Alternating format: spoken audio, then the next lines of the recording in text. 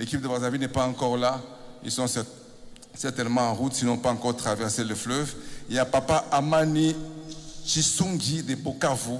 Papa Amani, il est là. Est-ce qu'on peut célébrer le Seigneur, Papa? Alléluia. Il y a à côté de Papa Charlie et Salo, le pasteur Nomak Mouzembe, dans le ministère de la France. Est-ce qu'on peut célébrer le Seigneur pour l'homme qu'il est? Amen. Et enfin, il y a Papa Laurent Fabius Dianzola. Papa Laurent Fabius Dianzola là. Est-ce qu'on peut célébrer le Seigneur pour l'ensemble de nos invités? Amen. Alléluia. Eh bien, notre thème, nous le connaissons, c'est le faux pas et les erreurs, comment le gérer.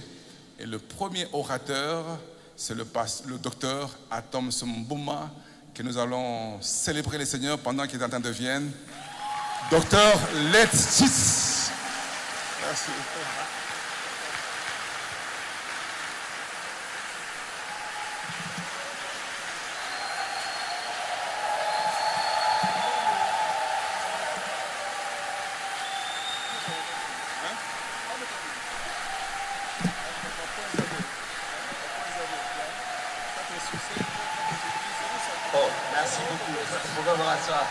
Merci, je ne savais même pas que vous étiez debout. Merci beaucoup, merci vraiment, merci pour cet honneur. Merci encore à Dalo Ministries, merci à Papa Dalo, à Maman Viviane et à toute la grande équipe de la coordination. Merci une fois de plus d'avoir été suffisamment patient envers moi pour que je puisse être là cette fois-ci. Je n'ai pas pu être là à la dernière rencontre, vraiment, je ne voudrais pas tenir rigueur à l'organisation. Je sais que les gens qui m'ont dit, mais on avait dit que tu seras là et puis on est arrivé, tu n'es pas arrivé. Ce n'est vraiment pas, surtout pas pour une idée de notoriété ou quoi que ce soit, ou mettre des choses qui ne vont pas être faites. J'ai été empêché en dernière minute. Alors, j'ai donc dans ma façon ou dans le plan que j'avais conçu pour partager avec vous les quelques choses, certaines choses que nous partageons depuis qu'on a commencé. Donc, tout a été un peu perturbé par le fait que voilà, je n'ai pas pu être là la dernière fois. Donc, du coup, j'ai dû changer un peu de méthode pour qu'on réussisse à cette dernière séance de rattraper le maximum que je pense était ma responsabilité. Alors, commençons vite pour finir vite.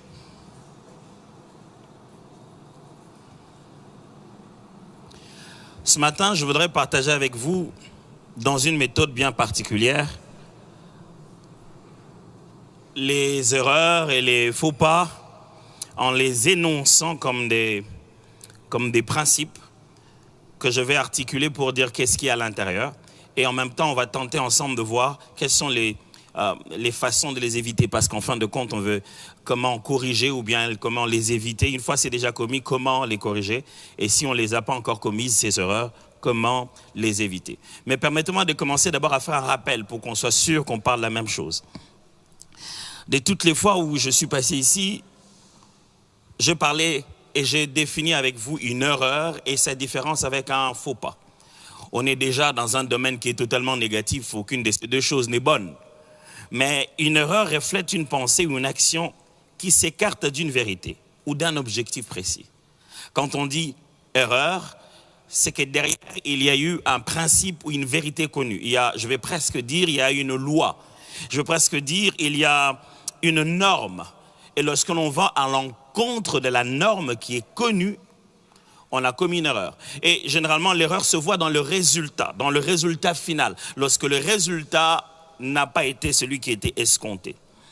Quand on dit erreur, des fois c'est lié soit à la connaissance, justement à l'ignorance, au discernement, un manque d'information ou peu d'information.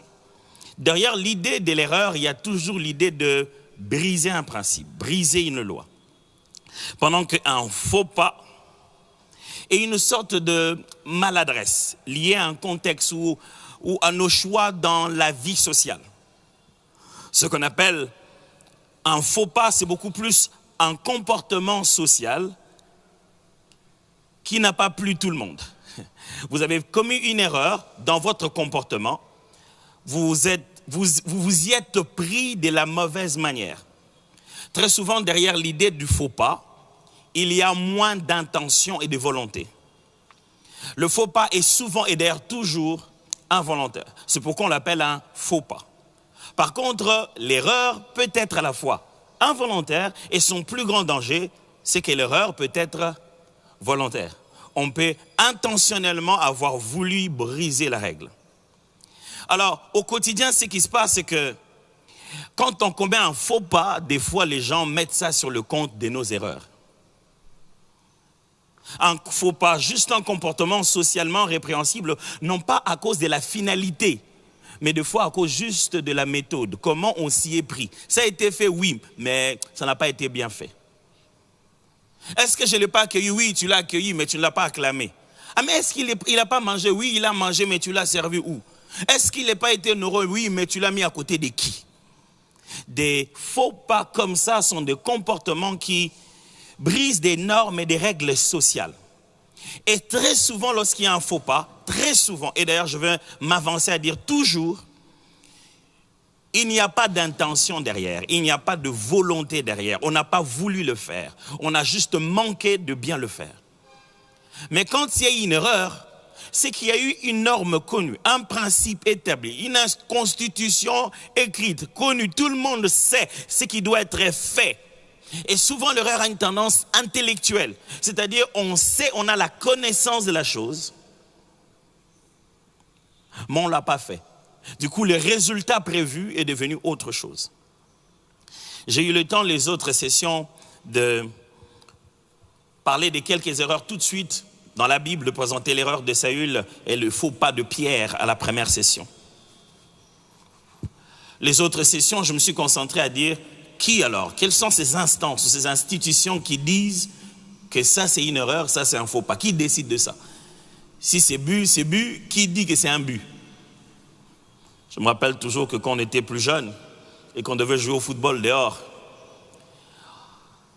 allez, on jouait avec le ballon de quelqu'un. Comme nous tous on appelle kolobale. Et celui à qui appartient le ballon, des fois vous pouvez marquer contre son camp et il prend le ballon, le biais habité. Vous tous vous commencez à dire, non, ils habitent, ceux qui habitent, sont bons, là, qui ont un ballon. Ah. Vous pouviez annuler même un but valablement marqué parce que celui à qui appartient le ballon devient en même temps et l'arbitre. Il a pouvoir sur tout le monde. On devrait se demander qui a dit que c'est une erreur, qui a dit que c'est un faux pas. Et ça, on a traité de ça. Là, le samedi, la dernière session, c'était pas celle-ci, c'était en quel mois? Septembre? Juin? Oh, c'est depuis juin.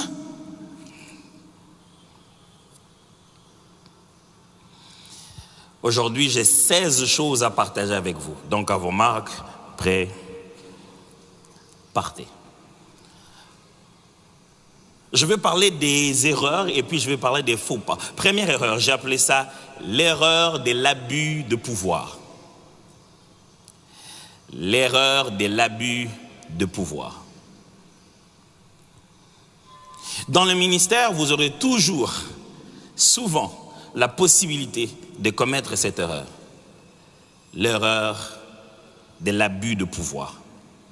Aucun d'entre nous n'imagine qu'il abuse de son pouvoir. Personne ne voudrait abuser de... Personne n'aimerait dire qu'il est dictateur, manipulateur à l'église. Non.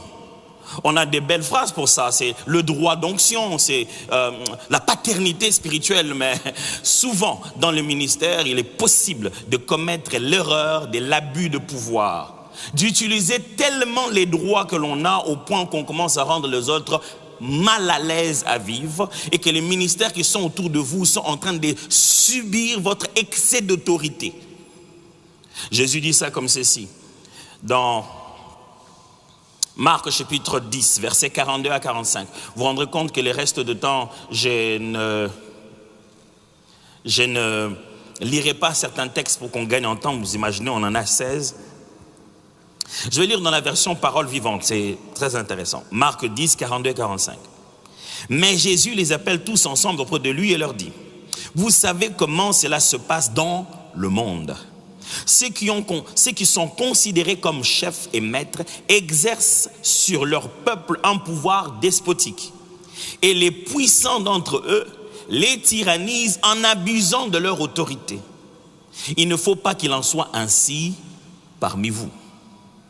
Au contraire, celui qui voudrait devenir grand parmi vous prendra la place d'un serviteur. Et s'il veut être à la tête des autres, qu'il soit prêt à être l'esclave de tous. Car le Fils de l'homme lui-même n'est pas venu pour se faire servir, mais pour servir et donner sa vie pour payer la rançon de beaucoup d'hommes. Lorsqu'on abuse du pouvoir, on appelle ça jamais l'abus du pouvoir. On donne tout autre nom, mais on ne se rend pas compte qu'on a abusé du pouvoir. Il n'y a pas un milieu aussi facile d'abus de pouvoir que les milieux ecclésiastiques. Parce que les sentiments que les gens ont vis-à-vis de nous, en tant que serviteurs de Dieu, sont confus.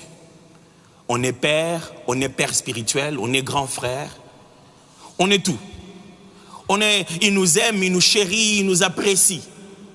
Et si vous ne faites pas attention, vous commencez à décider qui est-ce qu'ils vont épouser. Vous commencez à décider où ils doivent aller. Vous commencez à décider combien ils doivent donner à l'église. Vous commencez à décider comment ils doivent utiliser leurs ressources à eux. Frères et sœurs, sachez que le ministère est rempli de pouvoir, rempli d'autorité. On a beaucoup d'influence dans la vie des gens. Et souvent, les gens ne nous disent pas, surtout dans les cultures africaines. Ils ne viennent pas nous dire qu'on abuse. Ils ne viennent pas nous dire qu'on abuse. Ils vont le dire à quelqu'un d'autre. Ils vont le dire à tout le monde, sauf à nous-mêmes.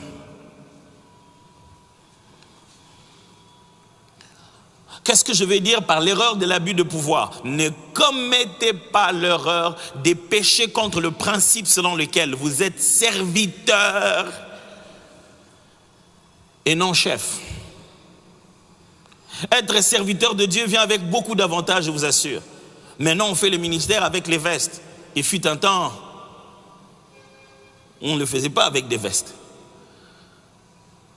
Qui ne savait pas que ceux qui étaient dans les églises des réveils, des églises spirituelles, ils prêchaient avec des babouches. Et qu'ils enfilaient leurs pantalons, leurs chemises dans leurs pantalons, mais ça laissait beaucoup. Vous connaissez vieux Mavembe, ça restait comme ça.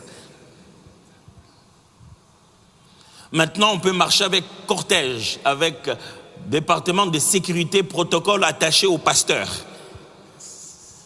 Maintenant, quand on entre à des endroits, on a des nouvelles fonctions comme on ne connaît pas ton ministère, mais tu es daddy. C'est-à-dire qu'il faut faire des reconnaissances de ministère de daddy, parce qu'il y a des gens qui sont ni pasteurs ici, ni prophètes, ni où que ce soit dans n'importe quelle église, mais il a son propre peuple qu'il appelle daddy. Il a donné aux uns d'être daddy. Pour quelle raison on doit t'envoyer du crédit? Écoute, ma fille, je voudrais faire quelques appels. Envoie-moi un peu de crédit. Pourquoi? Leur argent, ce n'est pas votre argent. Ne donnez pas des ordres dans les ressources des autres. Ce n'est pas parce que tu peux que tu dois. Le ministère nous offre tellement de pouvoir, tellement de possibilités, mais n'en abusez pas. C'est une grosse erreur de commencer à utiliser son pouvoir à l'excès pour placer et déplacer. Ordonner la destinée des autres. Ouh. Il y a une pratique que nous autres serviteurs de Dieu nous faisons d'habitude. Il faudra quand même qu'on puisse revoir ça intentionnellement. Moi, j'ai grandi dans les milieux des chorales, des groupes d'adoration.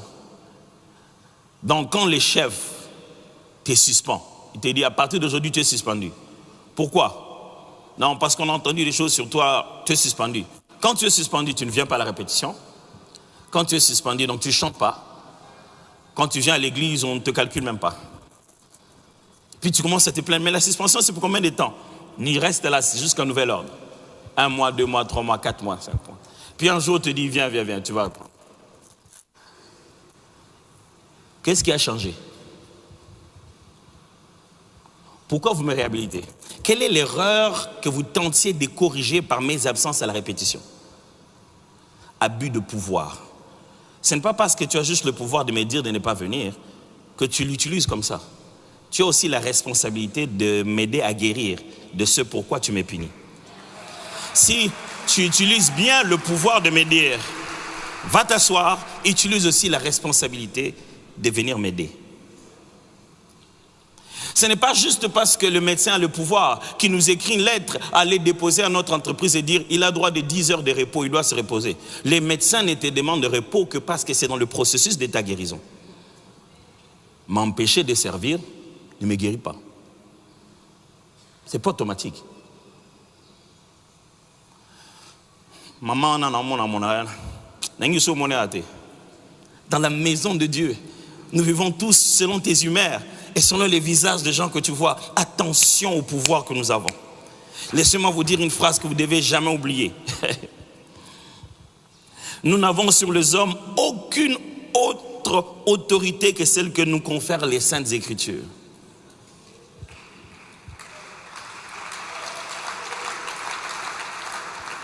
Oh, je sais que quelque part dans votre tête, vous êtes en train de vous dire, est-ce qu'il faut quand même reconnaître que nous sommes des pères, il faut quand même qu'on reconnaisse. Je ne refuse pas ça. Je suis en train de parler d'une erreur. Je ne parle pas de la norme, je parle de l'erreur. Si vous connaissez la norme, gloire à Dieu, c'est bien. Moi, ma raison ici, pour laquelle on m'a demandé d'être ici, c'est de parler des erreurs. Si vous pensez que je parle d'une exception, c'est ça mon travail. On m'a demandé de parler des erreurs. Et les erreurs, ça existe. Nous n'avons sur le peuple de Dieu aucune autre forme d'autorité, si ce n'est que celle que nous confèrent les Saintes Écritures. Alors, depuis quand les Saintes Écritures t'ont demandé de lui choisir la femme qu'il doit épouser?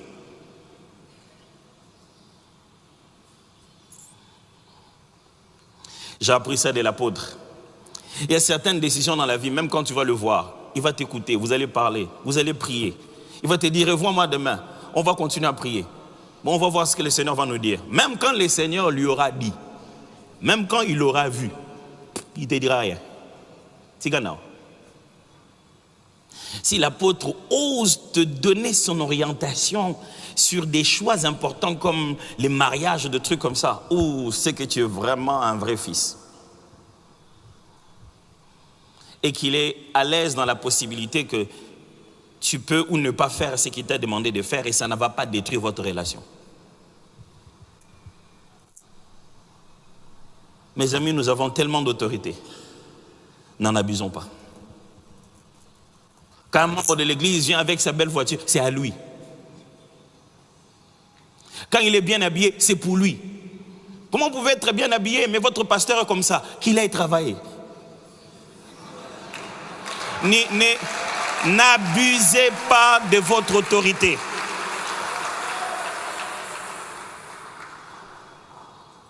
Non, ma soeur, il faudrait...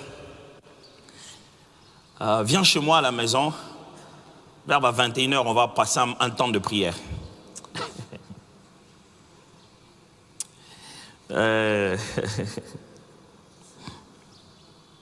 Écoutez-moi ça ici. Le serviteur qui se distingue est celui qui sait comment et pourquoi renoncer à ses droits. Paul nous donne un modèle très spécial d'un serviteur de Dieu. Je vais répéter, le serviteur qui se distingue est celui qui sait comment et pourquoi renoncer à ce droit. L'œuvre du ministère, ce n'est pas seulement jouir de ses droits, c'est surtout les laisser. En avoir eu le droit, mais ne l'avoir pas fait. Jésus-Christ a fait cette belle démonstration.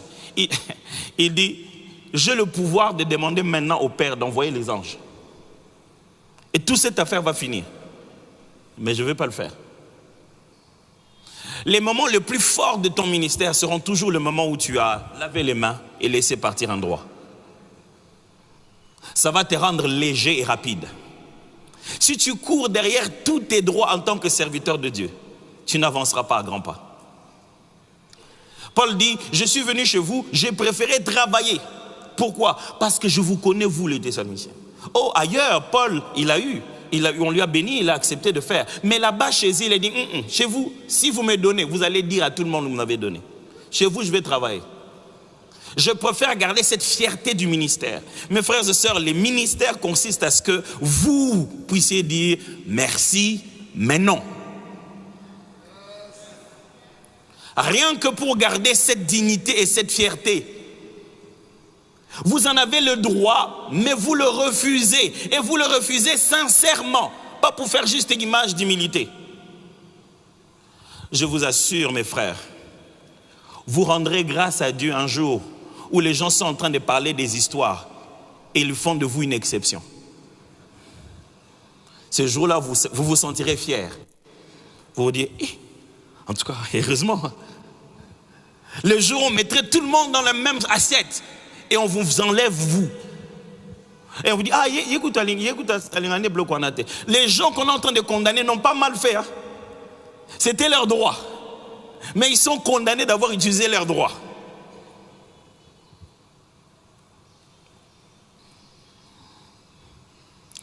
Si vous lisez l'histoire de l'Église, vous comprendrez pourquoi même la Bible en fait référence. Pourquoi on a commencé à envoyer des lettres et des recommandations.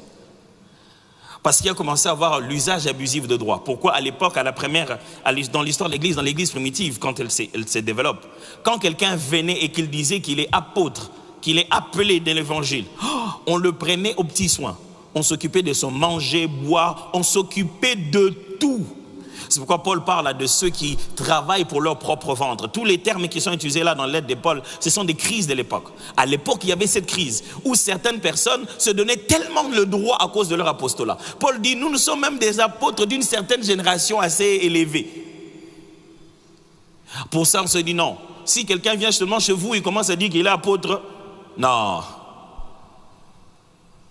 Il ne faut pas commencer à prendre tout le monde n'importe comment. Parce que certains ont abusé de leur pouvoir, nous tous, nous sommes devenus des aventuriers.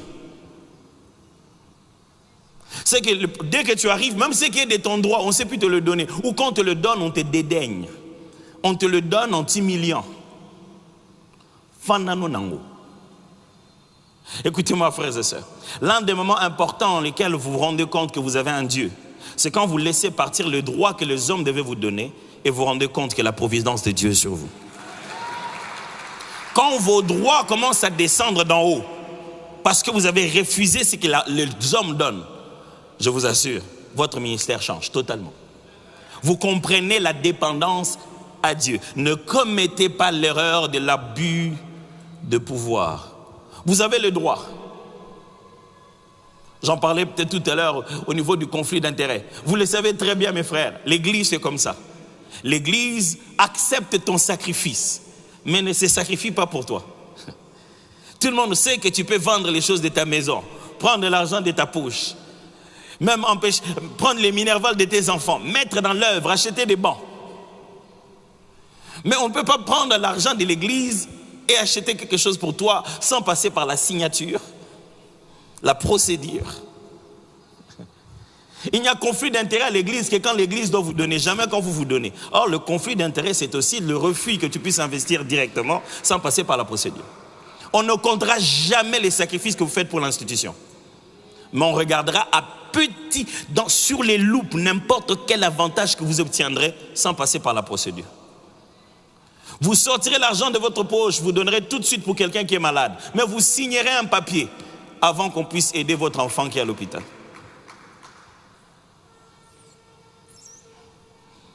Mais c'est ça le ministère. Et si vous voulez garder votre fierté, n'utilisez pas tous vos droits. Certains droits sont bons pour être lâchés, pour que vous ressentiez votre fierté. Oh, vous ne savez pas la douleur que vous allez ressentir en marchant en cours de route et en entendant quelqu'un dire quelque chose sur votre femme.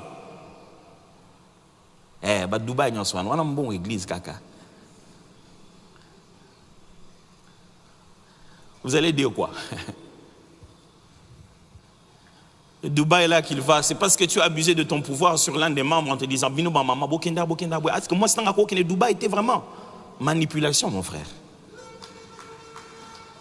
Non, j'ai juste parlé à leur cœur. Non, tu leur as subtilement ordonné de combler cela comme un moyen de se rapprocher de toi. Frère, nous les pasteurs, nous les serviteurs de Dieu, nous sommes des tolères qualifiés. Je ne parle pas de ceux d'ici. Pas ceux de dans le ministère. Non. J'aimerais juste vous dire que quand j'aurai fini, je vais m'en aller. Alors, je vais le dire. Le degré de qualification de tolère des pasteurs dépasse même ceux des musiciens. Ils tolèrent avec versets bibliques et exemples appropriés. Ne manipulez pas les gens. Vous savez, quand les gens vous donnent leur cœur, les jours ils vont finir par comprendre qu'ils n'avaient pas donné parce qu'ils le voulaient, mais parce que vous avez intelligiblement arrangé les versets bibliques. Le jour il se rendra compte. Les pasteurs d'ailleurs c'est rien. Les prophètes, ils ne parlent jamais d'argent sans avoir prophétisé. C'est après qu'il ait prophétisé, confirmé, démontré que l'hôtel sort. Il faut bâtir un hôtel. Je vous en supplie. N'abusez pas de votre pouvoir. Un jour, j'étais quelque part aux États-Unis et un frère était là. Et qu'est-ce qui se passe? Il dit, je demande à son pasteur, qu'est-ce qui s'est passé? Il dit, non, telle sœur ne peut pas chanter aujourd'hui. Je dis, ah, pourquoi? Il me dit, cette sœur-là ne peut pas chanter aujourd'hui parce qu'elle a été suspendue par son daddy à Kinshasa. Ah, vous les daddies de Kinshasa. Un membre vit maintenant aux États-Unis. Il continue à être membre de chez toi. Cette personne vit aux États-Unis, va à l'église, sert à la chorale, mais continue à envoyer sa dîme à Kinshasa. Vous n'avez jamais été pasteur en dehors de la ville de Kinshasa. Vous ne savez pas ce que ça veut dire être pasteur ailleurs. Si bien que parce qu'elle n'avait pas participé à une prière de la nuit de son église d'ici, on l'a suspendu à partir d'ici, avec effet immédiat là-bas. Ah! Il est membre d'où? Ça c'est de l'abus de pouvoir, mon frère.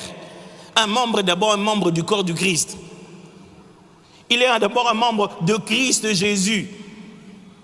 Si tu regardes bien, avant même d'arriver dans ton église, il était ailleurs. Comment tu peux t'approprier de quelqu'un comme ça durant tout son parcours? Donc il va dans cette église, qui paye les loyers pour qu'il entre là, qui paye l'électricité pour qu'il l'utilise, et quand il a son offrande, il renvoie ici à Kinshasa. Parce que tu es son daddy. Sa vie devient de l'impôt. Et s'il doit le payer, c'est à la maison de trésor, mais pas à toi.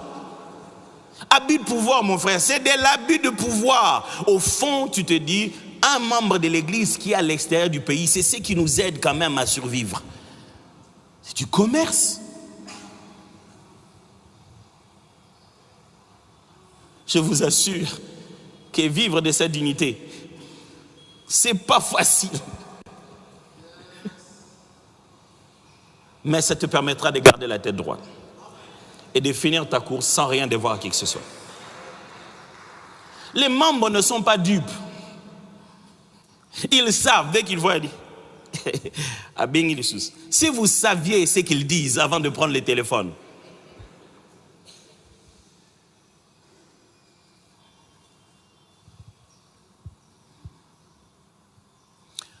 Si je dois dire encore une autre chose sur tout ceci, c'est que ne sépare jamais autorité avec service et responsabilité.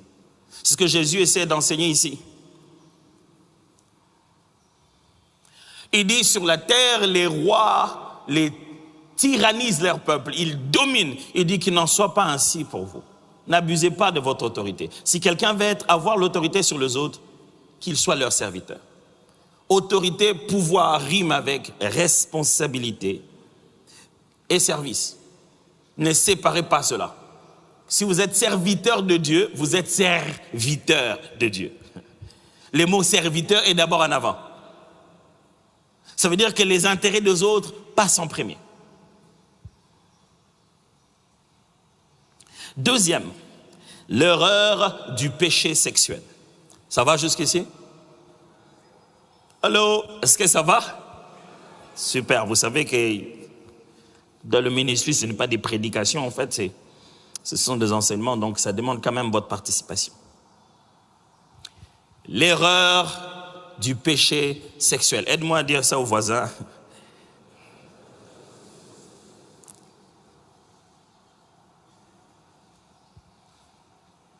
Il y a une erreur qui nous arrive dans le ministère.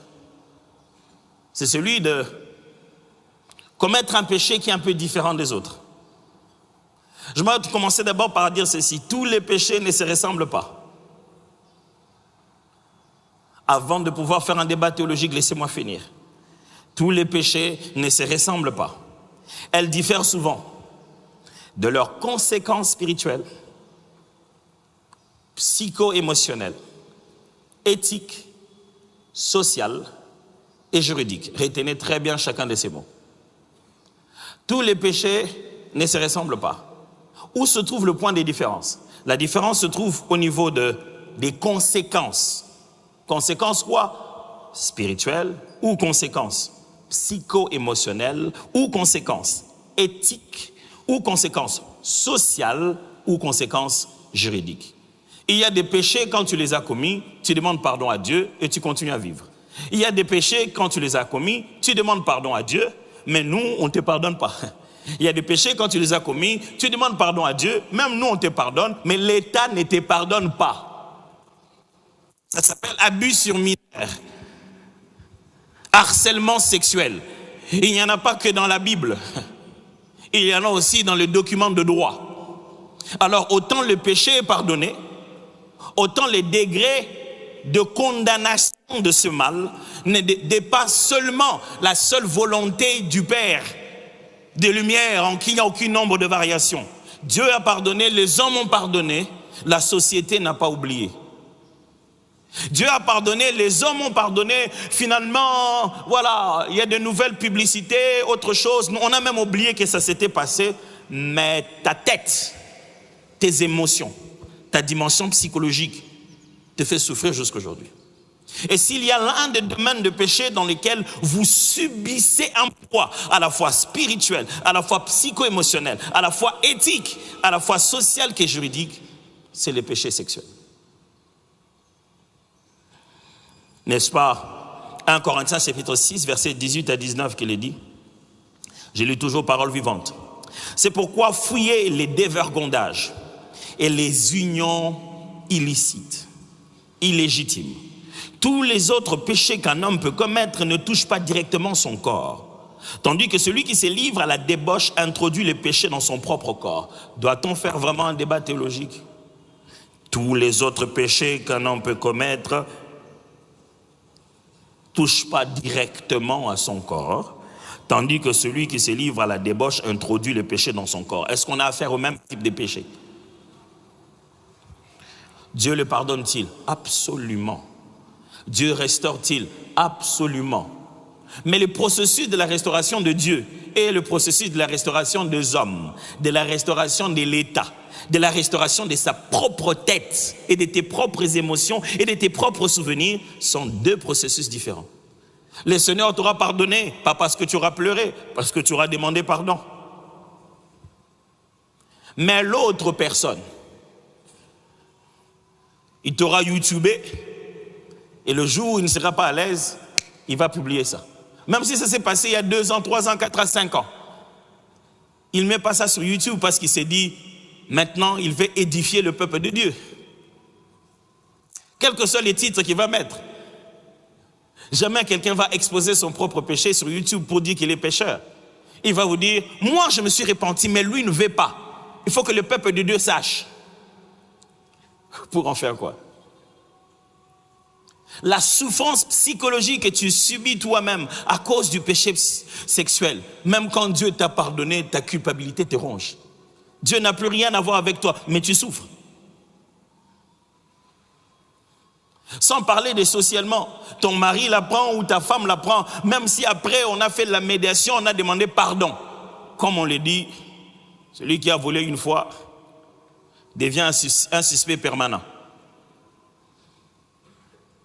Quand on sait que tu as volé une fois, quand quelque chose est volé à la maison, on ne dit plus qui a volé, on dit qui a volé en te regardant toi. Qui a volé? Qui a volé? Bon, on sait pardon. Même quand tu as tout expliqué. Je me rappelle une fois, on était en une réunion à la maison, j'étais dans une réunion avec des collaborateurs. Sur mon téléphone, comme ça, je vois juste un message qui tombe d'un numéro que je ne connaissais pas qui dit « Je t'aime ». Je demande aux collaborateurs qui étaient avec moi, est-ce que vous connaissez ce numéro? Je dis que le numéro, chacun essaie sur son téléphone. Non, on ne connaît pas. Bon, j'ai laissé. J'ai oublié.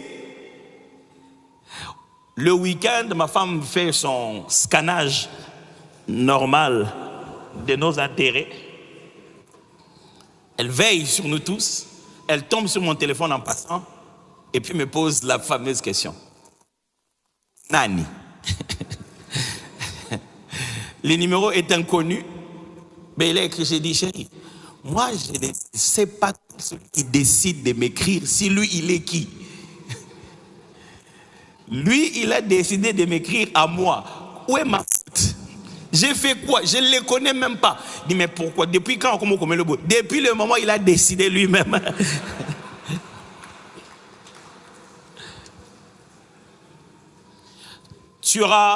Ça serait passé, tu te reprendrais à prier pour les gens. Les seigneurs, tu utiliserais puissamment. Mais ça prendra du temps à ta conjointe ou à ton conjoint de reprendre toute la confiance. Quand tu dis que tu vas aller faire un séminaire ailleurs, il va commencer à t'appeler à tout moment. Ça va? Tu envoies un petit message. J'espère que tu es en train de prier, que l'Éternel t'utilise, qu'il te garde dans sa présence, loin de toute attaque de l'ennemi. Tu sais que c'est ce que ça signifie. Il dit, je prie les seigneurs que tous les frères et sœurs qui vont être autour de toi, tu sais que c'est tous les sœurs et sœurs d'abord. Frères, je ne suis pas ici pour pouvoir vous dire que c'est un péché irréparable. Je suis ici pour vous dire que le péché sexuel, c'est comme une affaire au tribunal qui a plusieurs types de droits derrière. Vous avez gagné au civil. Pour la même affaire, il y a la dimension au pénal. Dieu a pardonné, mais vous devez donner des preuves aux autres qu'il n'en est pas ainsi, que vous avez vraiment changé. Et vous devez vous pardonner à vous-même. Alors je vous en supplie, frère, si vous entendez dire qu'un frère ou une sœur parmi nous, serviteurs de Dieu, aurait commis un péché sexuel, courez vite à l'aide. Il a besoin d'aide. Il ne va pas bien. Ce n'est pas le moment de le laisser seul. Ce n'est pas le moment de le laisser tout imaginer seul. Parce que le péché sexuel, vous le savez, est un processus qui commence d'abord dans la pensée. Et quand vous laissez quelqu'un qui a commis une telle erreur rester seul avec ses pensées, ce n'est pas toujours sûr qu'il va gagner. La preuve, c'est qu'il a perdu dans ses pensées seul. C'est pourquoi il a commis ses péchés. Et vous pensez qu'à force de le laisser seul, il va devenir fort.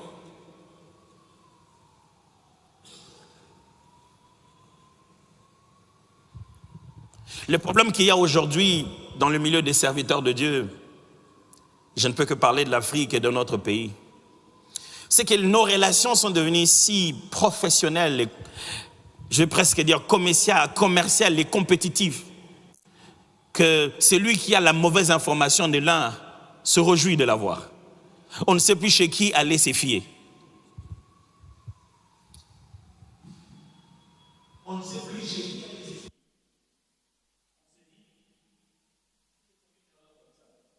Qui est-ce que je vais aller voir pour confesser et obtenir de l'aide? Tu sais que c'est lui chez qui tu vas comme ça, tu viens de lui donner des cartouches. Les serviteurs de Dieu se font du chantage. Ça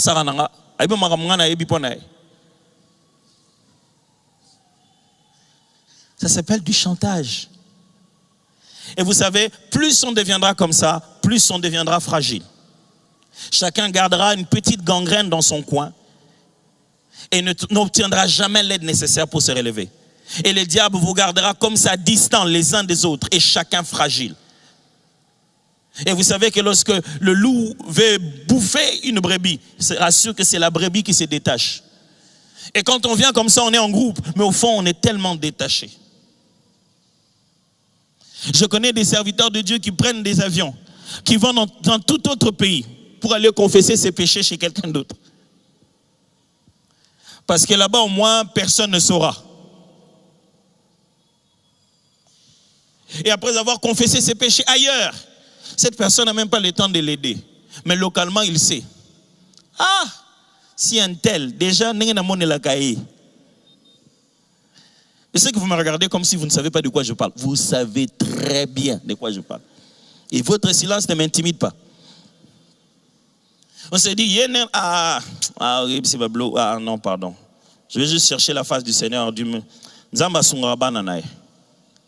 Le mal, c'est qu'avec les jeûnes et la prière, les jeûnes ne te font pas vaincre le péché. Après jeûner, prier, après quand tu reviens, il y a un petit silence, un petit calme. Mais la prochaine fois, tu passes au niveau supérieur. Parce que baisser la chair n'est pas égal à monter l'esprit. Et chaque fois que tu baisses la chair par un exercice spirituel, après il reviendra au galop. Si ce n'est pas ton esprit qui est monté, ça va t'envahir plus qu'hier.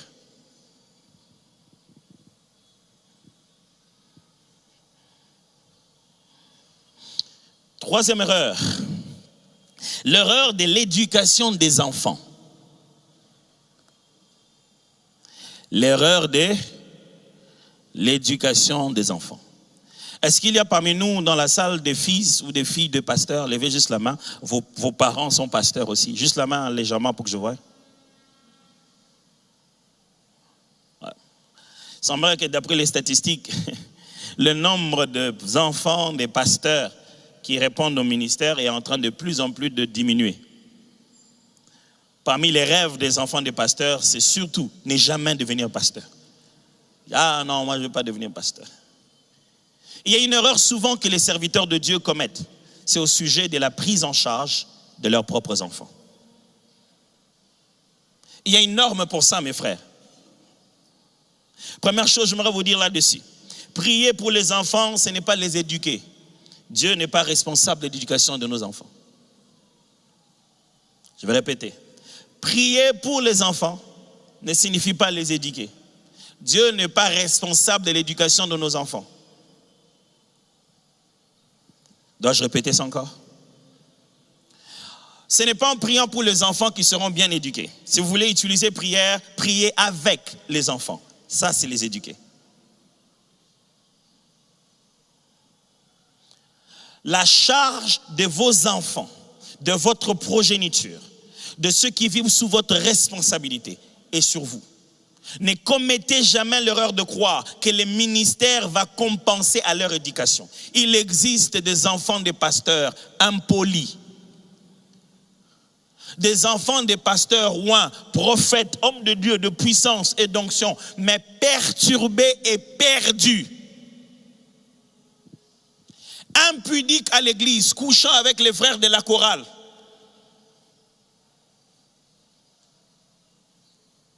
Seigneur, je te demande ta grâce sur mes enfants. Après avoir fait ça, après avoir prié, va prendre soin de tes enfants.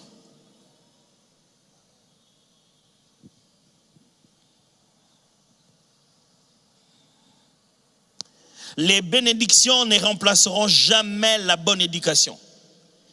Elles risquent plutôt de la détruire si on n'y veille pas.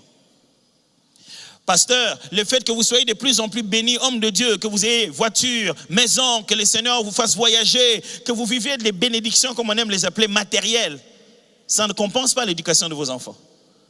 Non, vous avez maintenant de l'argent pour les mettre dans les meilleures écoles. Qui vous a dit que les écoles, c'est ce qui rend les enfants meilleurs? L'école ne donne que l'instruction. Dans la formation intégrale de l'être humain, beaucoup de gens sont devenus mauvais à force de fréquenter des écoles. Souvent dans les écoles chères se trouvent des péchés très chers. Les plus grandes addictions se développent dans les écoles de haut standard. C'est dans les institutions très élevées que les gens deviennent des amis de la drogue. Et c'est là qu'ils commencent à vous dire s'il est un garçon ou pas, il est perdu. C'est souvent dans les institutions très élevées que les enfants sont initiés dans l'occultisme. Plus cher tu payes pour aller être instruit, plus élevé tu le mets dans le type de péché qui demeure. Tu lui donnes de meilleures chances d'entrer dans l'addiction. L'éducation de l'enfant est la responsabilité du serviteur de Dieu et non de son onction.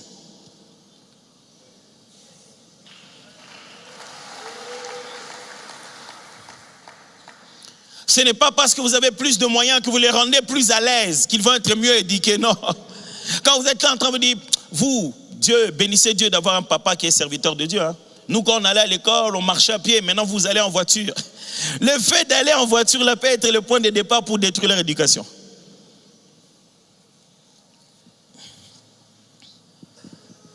Laissez-moi vous dire aussi ceci. Votre sanctification ne suffit pas pour vos enfants. Ils ont besoin d'une éducation. Je vais le répéter. Votre sanctification ne suffit pas pour vos enfants. Ils ont besoin de l'éducation. Le fait que vous craigniez Dieu ne fera pas de vos enfants des personnes respectueuses et craignant Dieu. La sanctification est personnelle. Vous pouvez être Élie, le sacrificateur, mais avoir à la maison des vauriens qui ne respectent pas la loi du Seigneur. Je n'ai pas le temps de lire ça, c'est dans 1 Samuel chapitre 2, versets 13 à 17. Élie, sacrificateur, juge de son époque. Mais quand on décrit l'immoralité de ses enfants, immoralité qu'ils sont en train de commettre au temple, au tabernacle, donc dans le milieu du sacerdoce.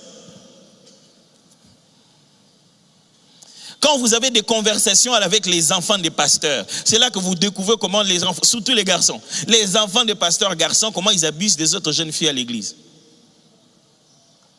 Parce qu'ils ne connaissent pas encore qu'est-ce que ça veut dire l'onction. L'onction de leur papa qui descend sur eux, ils ne savent pas que les gens sont en train de les aduler, ils les prennent pour... Ils disent non, mais...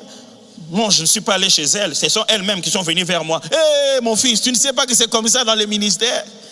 Il y a quelque chose sur toi qui fait que c'est du miel. Toutes sortes de fourmis et d'abeilles vont venir.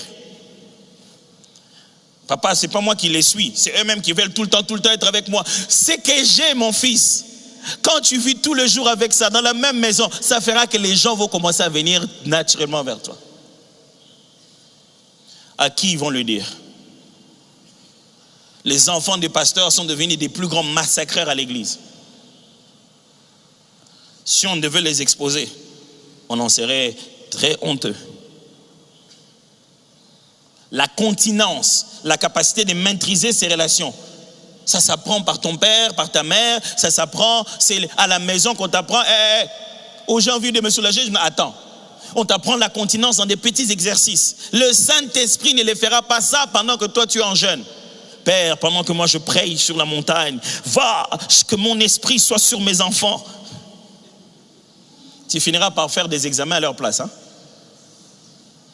Tu entres dans ton esprit et tu commences à résoudre les examens à leur place. Est-ce que tu as oublié qu'ils sont une destinée à part entière? C'est comme ça que ton père t'a éduqué. Serviteur de Dieu, servante de Dieu, vous êtes une mère, vous êtes un père.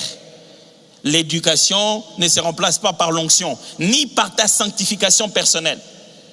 Ne te dis pas, comme moi je crains Dieu, mes enfants craindront Dieu. Non, non, non, non. Les enfants n'ont pas besoin que tu craignes Dieu seulement. Les enfants ont besoin que tu leur montres le modèle de cette crainte. Quand tu pries dans la chambre et tu prêches à la chair, ils ne connaissent pas ta sanctification.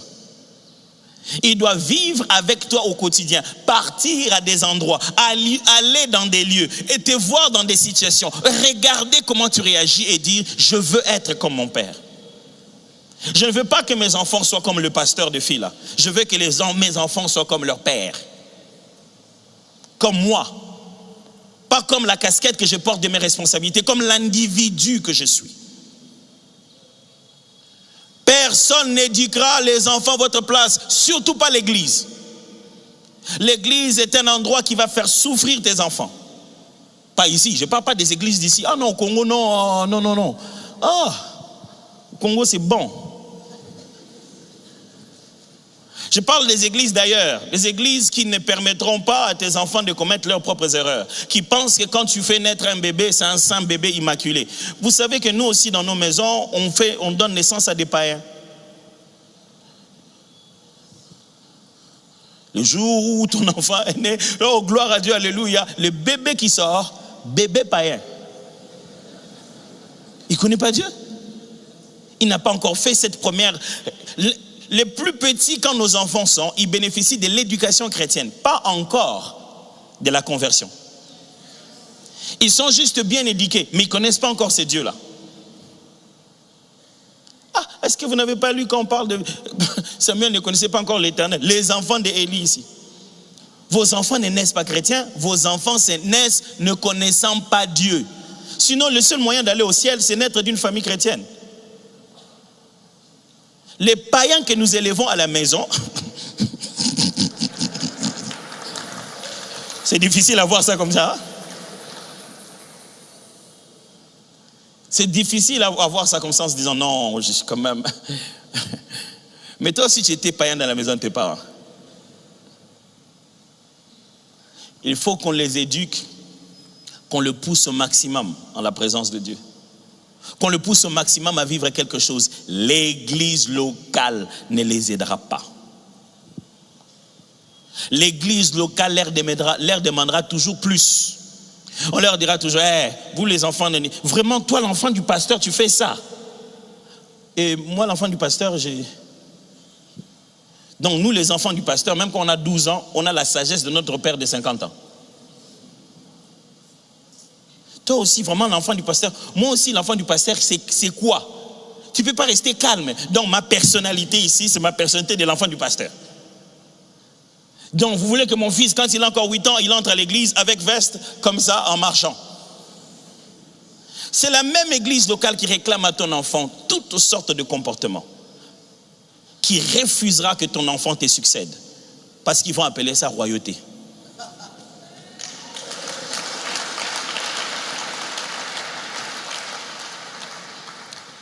Quand je finis, je vais partir. Et c'est pour ça que je vais parler. Alors, le médecin peut prier pour que son enfant soit médecin. Même hôpital. L'hôpital qu'ils ont commencé. Et il deviendra médecin directeur. Mais quand tu pries pour tes enfants à l'église, pour que les enfants que tu vas avoir puissent un jour servir l'Éternel, nous tous on dit Amen. On voit même les prophètes qui viennent dire cet enfant sera puissant, on dit Amen. Mais au fond de soi on se dit il sera puissant, mais pas ici. Personne n'imagine que ton enfant deviendra pasteur dans la même église. Par appel de Dieu et par onction de Dieu. Ils se disent que s'ils le deviennent, c'est du népotisme. Quelque part, on a dû faire ça seulement par sentiment. Mais ce n'est pas le modèle biblique. Pourtant, le modèle biblique coule par les sangs. Alors, si tu ne t'occupes pas de tes enfants, sache que déjà dans l'église locale, on a déjà mis une croix sur eux. Ils n'ont pas d'avenir là-bas.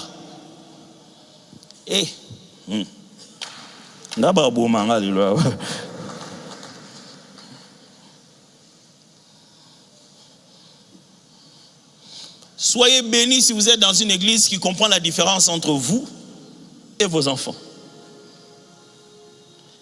Si vos enfants sont à la jeunesse, ils prêchent 2 fois, 3 fois, 4 fois. Il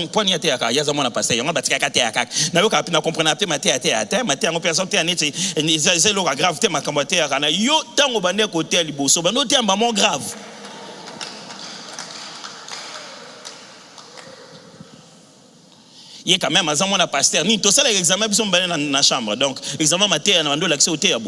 Vous voulez qu'il prêche par l'esprit et qu'il connaisse le Seigneur, qu'il grandisse lui-même? Oui, mais on ne lui donnera jamais cette chance. Écoutez-moi, désillusionnez-vous. Éduquez vos enfants.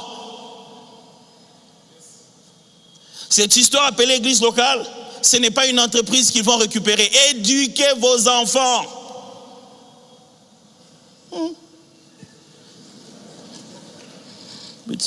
Silence et Assemblée nationale, mais c'est pas grave.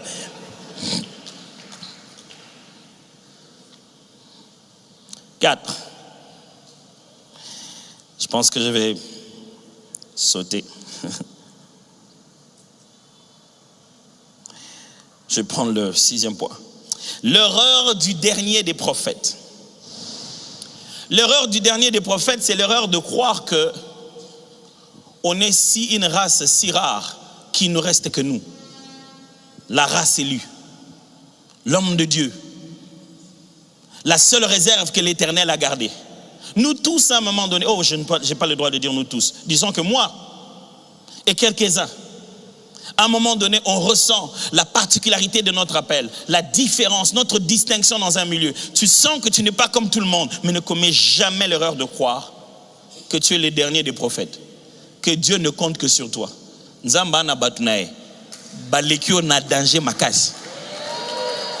L'erreur la plus grande à commettre dans les ministères, c'est de croire que tu as un appel si particulier que Dieu n'a pas de pièces de réchange. Détrompez-vous. Dieu ne peut pas faire asseoir toute l'humanité sur le seul prophète Élie. Il se rassure qu'il a recruté tous les autres prophètes qui n'ont pas fléchi. Il les a cachés quelque part. Quand Dieu te choisit et tu te sens unique, c'est un privilège. Mais ne pense jamais que tu es si unique qu'il n'y a que toi. Tu peux arriver dans un endroit où tout le monde marche à gauche et toi tu marches à droite. Tu te sens seul, tu te dis comment je suis différent. Mais il y en a un autre aussi quelque part qui se sent exactement comme toi, mais vous ne vous connaissez pas. Mais n'ose pas croire que tu es le seul prophète. Ne te comporte jamais comme ça. Comporte-toi avec humilité, avec qui que ce soit. Parce que ce que tu es aujourd'hui, quelqu'un d'autre demain l'était aussi. C'est pourquoi Paul dit que lorsqu'on tu es en train de réprimander quelqu'un ou lorsque tu es en train de corriger la situation d'une autre personne, il dit faites attention. Même dans la façon de le prendre et de le réprimander. Parce que toi aussi tu peux être tenté. Le jour où tu te sens être l'homme saint, l'envoyé de Dieu que Dieu a gardé pur dans la marche, fais attention. Fais très attention. Sache que tu n'es pas le seul. Sache qu'il y a même de ceux qui ont les meilleurs critères d'être là-bas, plus que toi. Et dis-toi que si j'ai reçu grâce, je dois faire grâce. Écoutez-moi, dans la vie, on ne réussit pas par un sans faute. On réussit par la grâce de Dieu. Il y a des gens pour lesquels on peut faire une longue liste d'erreurs, mais tu ne sais pas justifier pourquoi c'est lui qui est là-bas. Dieu l'a seulement voulu. Le jour où Jésus choisit quelqu'un qui va littéralement le succéder. Donc après Jésus, c'était Pierre qui a continué la direction des disciples. Mais avant même qu'il prenne toute la conscience de son apostolat, Pierre est celui qui prêche la première prédication chez les Juifs, la première prédication chez les païens aussi. Il est comme une colonne. Mais écoutez comment Jésus lui donne sa place. Il dit, toi, tu vas me régner. C'est comme ça que commence son appel au ministère. Ça commence par une grosse faute. Il dit, non, qui moi, jamais. Hé, homme de Dieu, attention. Tu n'es pas là parce que tu le mérites. Tu n'es pas le seul instrument mondial de Dieu. Dieu a des enfants de toutes couleurs et de tout genre. Le fait de se ressentir unique en tant que serviteur de Dieu peut être confondu avec le fait de se sentir seul. On est tous uniques, on est tous différents, mais tu n'es pas les seuls. Alors quand tu sers le ministère, ne te arme pas de flèches pour flécher tous ceux qui ne te ressemblent pas. Parce qu'en vérité, toi aussi tu ne les ressembles pas. Est-ce que quelqu'un entend de suivre ce que je partage ici?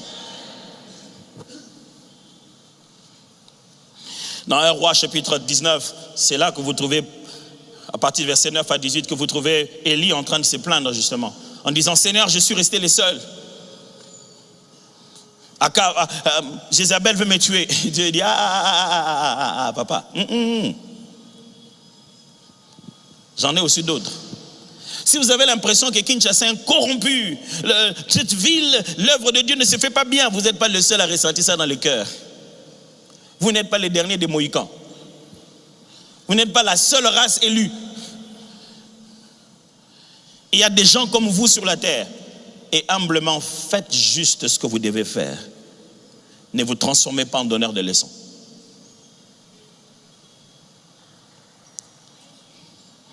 Quand je finis, je vais partir. L'erreur de la familiarité à l'onction. Une des plus grosses erreurs que les serviteurs de Dieu commettent, c'est de se familiariser avec l'onction. Tant l'onction qu'il y a sur eux, que l'onction sous laquelle ils travaillent. C'est-à-dire l'onction d'un père, l'onction d'un serviteur de Dieu avec qui vous êtes à côté. Mes amis, on peut être des amis, ne blague pas avec mon onction. Mes amis, tu peux devenir très proche d'un homme de Dieu, d'un serviteur de Dieu, d'un père, mais ne blague pas avec son onction. Parce que l'onction ne nous demande pas la permission. Est-ce que je dois répéter ça? Le moment où l'onction doit nous défendre, elle ne nous demande pas la permission. C'est Dieu qui va voir qui? Le frère de Moïse et sa sœur. Il dit, vous, parce que vous avez parlé comme ça, il commence à les frapper. Mais Moïse Est-ce que tu permets que je les frappe? Non, Dieu l'informe, écoute, moi je vais les frapper. Parce que chaque fois qu'on touche à l'onction, ce n'est pas au oint qu'on touche. On touche à celui qui a oint. Alors, ne vous familiarisez jamais avec l'onction. Serviteur de Dieu, vous pouvez découvrir une erreur dans un homme de Dieu. Vous pouvez découvrir ses failles, ses faiblesses. Vous pouvez devenir proches, manger ensemble, rire. Vous pouvez, mais attention à une onction. Oh, mais nous tous, nous sommes moins. Les responsabilités diffèrent. C'est pour cette raison, Dieu montre ça à la famille de Moïse. Il dit, vous aussi, vous êtes des prophètes, vous parlez aussi aux gens. Mais à vous, je vous parle la nuit, quand vous dormez. Lui, je lui parle face à face. Les degrés de responsabilité d'une personne, les degrés de risques que Dieu lui fait prendre, lui donnent avantage à une onction supérieure. Même si vous vous appelez tous serviteurs de Dieu, dans l'armée du Seigneur, il a des privilèges différents de toi. Et la plupart des serviteurs de Dieu, surtout dans nos milieux, cherchent où se trouve Satan. Qu'est-ce qui les empêche de s'épanouir? Or, ils ont joué avec l'onction. Il n'y a rien de plus subtil qui peut paralyser ton appel, comme une punition divine. Parce que tu ne sais pas quel diable chasser. Dieu a commencé à être contre toi et tu ne t'en rends même pas compte. Frère, ne blaguez ni avec l'onction qui est sur vous, en vous disant que non, mais dans tous les cas, je sais, bon, je n'ai pas eu le temps vraiment de préparer ça, mais le Seigneur, il m'a utilisé puissamment. Hé frère, l'onction n'est pas faite que pour faire des compensations. Le rôle premier de l'onction, ce n'est pas la compensation. Ce n'est pas juste parce que tu n'as pas assez prié, parce que tu n'as pas assez lu la Bible. Alors Dieu t'a quand même utilisé. Et si tu pouvais remplir normalement ta responsabilité, tu découvrais que cette onction-là est plus qu'une simple compensation. Fais ta part et tu te rendras compte que ce n'est pas pour juste tes faiblesses que Dieu t'a oint.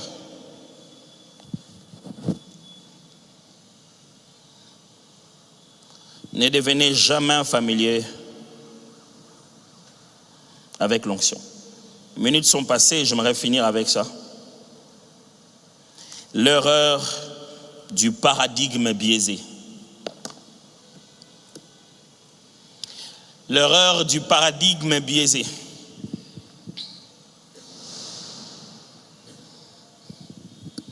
Une des plus grosses erreurs dans le ministère, c'est de servir Dieu avec une mauvaise mentalité.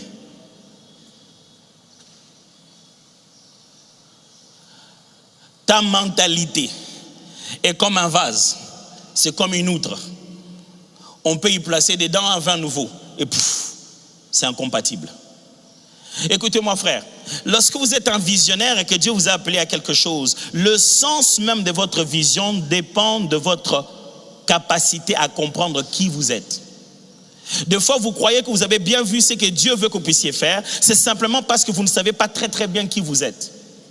C'est demain que vous découvrez d'autres potentiels en vous, vous vous rendez compte que ça fait partie de votre mission. Au début, vous êtes là en train de dire, non, Dieu ne nous a pas appelés à commencer à chasser des démons. Les gens commencent à tomber devant tout le monde. C'est parce que tu ne chasses pas encore. Demain, tu vas découvrir que tu es un chasseur de démons. Qu'est-ce qu'on fait? On change la vision. Il y a une découverte de toi-même que tu n'as pas encore eu parfaitement dans ton ministère. Il n'y a pas que ça, il y a aussi des informations que tu n'as pas correctement. Il n'y a pas que ça, il y a aussi ton côté Moutabandundu qui est en train de faire, c'était qu'un exemple, hein, qui est en train de faire souffrir ton ministère. Il n'y a pas que ça, il y a aussi ton ignorance de certaines choses que tu n'as pas lues, tu n'as pas étudié ça. Ça fait souffrir ton ministère. Et la plus grosse erreur, c'est de bâtir son ministère dans un paradigme biaisé. De se mettre à dire jamais sur des choses qu'on ne connaît pas. De bâtir des doctrines sur des choses qu'on n'a jamais connues. De bâtir tout son ministère sur un manque d'expérience et d'information.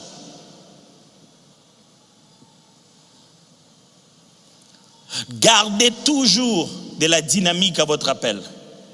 Soyez humble au point de se dire, j'ai grandi. Quand j'aurai mieux compris, je le ferai mieux. Un jour,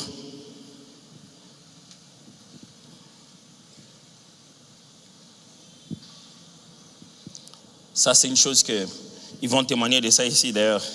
On voit le pasteur Jude qui est là et les autres pasteurs Ils sont là. Je ne sais pas s'ils vont se souvenir de la fois où il fallait baptiser collectivement avec une autre communauté. C'était au centenaire. Il fallait baptiser ensemble et on arrive et puis bon, ok, parce qu'on n'a qu'un seul baptistère, on peut baptiser ensemble comme ça on mélange. Et quand on baptisait les gens de chez nous, ils se mettaient à parler en langue en sortant de l'eau. C'était la première fois qu'ils faisaient l'expérience. Et ceux de l'autre communauté ont commencé à se plaindre. Non, mais calmez vos gens, comment ils se mettent à faire ça? Parce qu'ils ne croient pas à ça. On dit ok. Quand eux aussi ils ont sorti des gens qui ont commencé à parler en langue entre leurs mains, on fait quoi? Mes amis, le ministère demande de grandir là. Il y a tellement de choses que tu ne sais pas encore. Alors ne bâtis pas tout le ministère sur ton ignorance. Tu te feras mal. Parce que les gens sont prêts à être fidèles à tes bêtises. C'est ça le pouvoir de l'onction. Les gens vont te suivre fidèlement là où tu avais une erreur. Le jour où tu essaies de leur dire « J'avais pas vraiment raison », il dit « C'est toi qui es sorti de la vision ».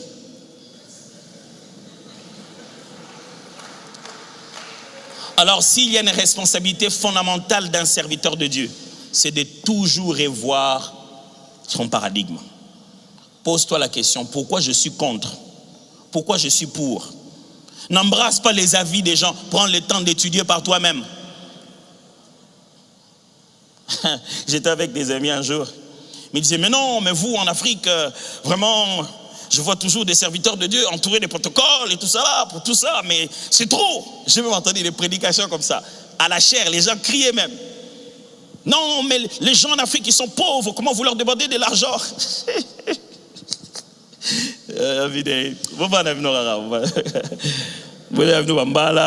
Neige. C'est beau. Vous ne savez pas de quoi vous parlez. Un d'entre eux est venu en Afrique et puis il est rentré, il m'a dit, c'est comme ça. Mais là-bas, vous ne pouvez pas vivre. Parce que quelqu'un peut juste te prendre comme ça là. Parce que quand tu entres dans la foule, prier pour les gens, vous avez vraiment besoin que les gens vous protègent là. Parce que tu penses que, voilà, on veut faire la star. Et tu pensais que Jésus faisait la star quand les disciples étaient obligés de renvoyer les enfants et les protéger. Sachez-le bien que l'onction peut faire suffoquer. Les gens peuvent tellement vouloir prendre de toi qu'ils te tuent. Ces gens, on n'en a pas besoin pour qu'ils soient nos gardes du corps. Parce qu'on ne sait jamais qu'est-ce que la foi de quelqu'un peut lui pousser à faire. Il y a ceux pour qui la foi lui pousse à toucher les habits. Il y en a d'autres pour qui la foi lui pousse à venir m'attraper très fort. Il dit, ma foi, c'est de l'attraper fort. Si je l'attrape, tous mes problèmes vont partir. Et il va m'attraper tellement fort que je suffoque. Et je ne vous raconte pas des histoires. Je me souviendrai de la fois où l'apôtre, on était à l'Uniquil, il a prêché, il a fini de prêcher. Il y avait une telle onction que le premier jeune homme qui a quitté, on était à l'amphithéâtre de Léon de Saint-Moulin, il a couru vite, il était allé venir à ses pieds, il a pris ses pieds, il a tenu. Du coup, il ne pouvait pas marcher. Il continue à prier là où il était. Un deuxième, un troisième, un quatrième, je vous dis, les gens sont montés sur lui comme des fourmis. Je me rappelle, j'étais à côté de maman Viviane, elle a crié, dit, faites quelque chose. Quand les gens veulent quelque chose de vous, ils ne se demandent pas comment vous êtes après qu'ils l'ont eu. Mais si tu ne sais pas dans quel contexte travaille quelqu'un, tu peux avoir un paradigme totalement biaisé sur le ministère en te disant, oh non, ce qu'ils sont en train de faire là, c'est juste pour que les gens puissent les voir. J'ai dit à l'un d'entre eux, j'ai dit, mon cher, tu nous empêches de demander aux membres de contribuer pour pouvoir servir l'œuvre de Dieu. Pourquoi? Non, mais parce que l'Afrique, c'est quand même un continent pauvre. La moitié des gens ne vivent avec moins de $1 de salaire. Moi, je dis, ok. Quand toi, tu viens faire gratuitement les événements chez nous, qui a payé? Mais les membres de notre église, on a fait une collecte. Attendez, les amis, il y a des fois des gens qui continuent à avoir une mentalité coloniale dans un système biblique.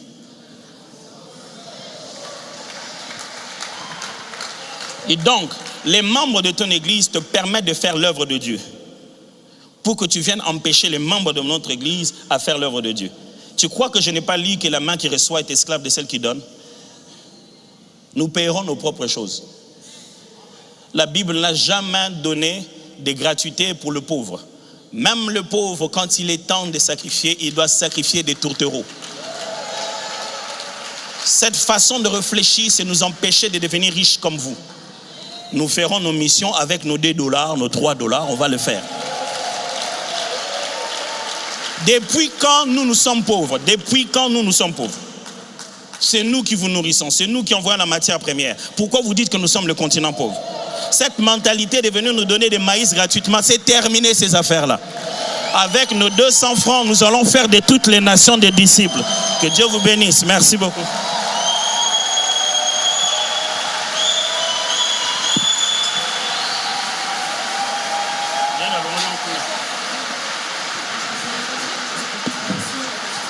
Oui.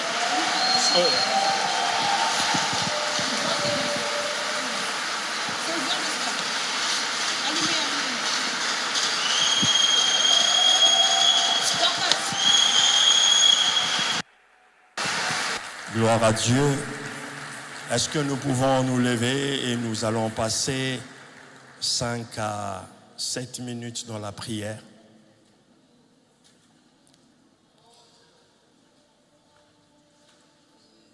Paul dit, j'ai appris à prier en esprit, mais j'ai aussi à prier avec mon intelligence. Cet enseignement nous pousse à avoir de la responsabilité et ne pas être que spirituel, mais être intelligemment spirituel. Parce que dans plusieurs exemples et points que le docteur Atoms a donnés, cela relève plus de notre responsabilité que de la responsabilité de Dieu. Je voudrais que pendant ces moments, que tu lèves ton cœur, que tu lèves ton esprit vers le Seigneur, déjà en murmurant quelques paroles de remerciement pour ce message profond qui nous fait du bien. Lève tes mains et nous remercions le Seigneur et nous l'adorons. Vas-y, si tu peux dire quelques mots de remerciement par rapport à cet enseignement. Église, prions. C'est aussi dans des moments pareils que nous avons besoin de prier. Parce qu'il y a une onction corporative ici qui nous permet de nous connecter les uns les autres. Lève ta voix et remercie le Seigneur. Remercie-le pour cette parole, pour cet enseignement qui te donne une voie royale pour ne pas que tu tombes dans les erreurs et les faux pas. La prise de conscience.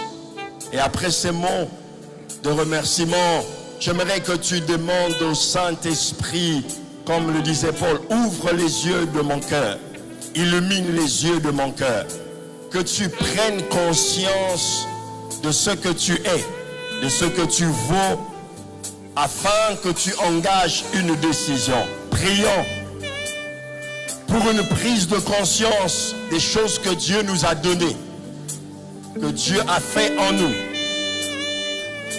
Peut-être Dieu lève la voix et prions. Engage ton esprit dans cette prière. Engage ton esprit à dire, Seigneur, j'ai besoin de savoir, de connaître. La Bible dit, l'onction de Dieu nous enseigne. Que l'onction t'enseigne aujourd'hui comment tu dois organiser ta vie ministérielle. Comment tu dois mettre de l'équilibre entre le ministère et ta vie de famille. Et peut-être ta vie professionnelle. Cette intelligence, tu peux l'obtenir de Dieu par diverses manières. Mais ça demande un engagement. Ça demande une prise de conscience. Ça ne viendra pas forcément par l'esprit, mais ça peut venir aussi par l'intelligence que Dieu t'accorde. Comment tu peux organiser ton temps. Comment tu peux organiser le temps de famille de qualité? Comment tu peux avoir de l'énergie, de la connaissance afin d'éduquer tes enfants? C'est de notre responsabilité. Nous pouvons les lire dans les bouquins, nous pouvons les avoir dans les conférences, mais nous pouvons avoir cette intelligence par l'Esprit de Dieu. Il y a comme un mélange ce matin de l'esprit et du savoir qui vient de Dieu. Que Dieu augmente ta connaissance, ton intelligence dans la gestion de ta destinée, dans la gestion des prises de décisions que tu dois prendre, des gens qui doivent t'entourer, des gens avec qui tu dois t'associer, les décisions que tu dois prendre au quotidien dans ta famille. Tu peux engager ton esprit dans ce sens. Bien-aimé, lève ta voix pour prier. Il y a une très bonne atmosphère dans laquelle tu peux baigner dans la prière aujourd'hui. Il y a quelque chose qui se passe lorsque les saints se rassemblent pour prier. Il y a une atmosphère d'intelligence royale, d'intelligence familiale, d'intelligence financière, d'intelligence spirituelle. Tu peux engager ton esprit à bâtir une personnalité intérieure stable. Parce que chaque fois que Satan veut t'offrir quelque chose, tu as l'intention de dire oui. Mais de fois, on nous a montré